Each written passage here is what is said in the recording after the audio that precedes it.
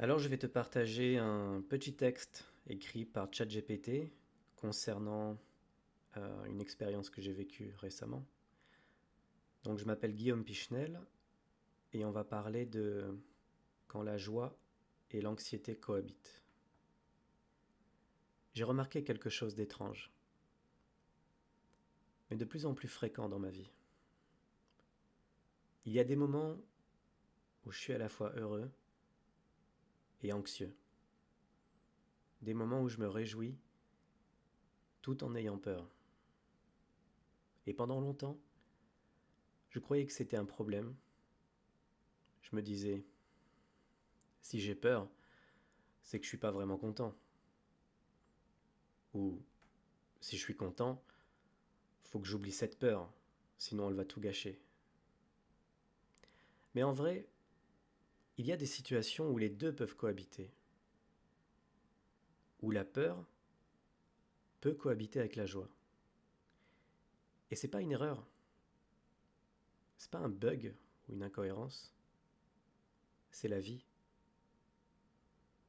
Par exemple, revoir quelqu'un que j'aime bien, ça peut être une joie sincère. Et en même temps, une peur de ne pas être à la hauteur. Une excitation mêlée à une gêne. Un sourire avec un petit nœud dans le ventre. Et c'est pas grave, c'est comme ça. C'est pas à corriger, c'est juste à voir, à reconnaître, à accueillir. Parce qu'à force de vouloir tout classer, joie d'un côté, peur de l'autre, oui à l'un, non à l'autre, on passe à côté de ce qu'on vit vraiment. Alors maintenant, j'essaye autre chose.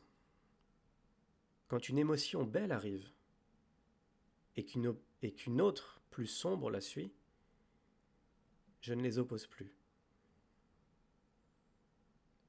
J'essaye juste de les inviter tous les deux à la fête.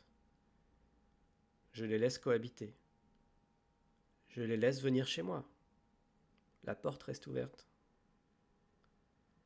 Comme deux enfants sur la banquette arrière. Pas obligés de s'aimer, mais autorisés à être là. Et toi, est-ce que tu te permets de ressentir plusieurs choses en même temps?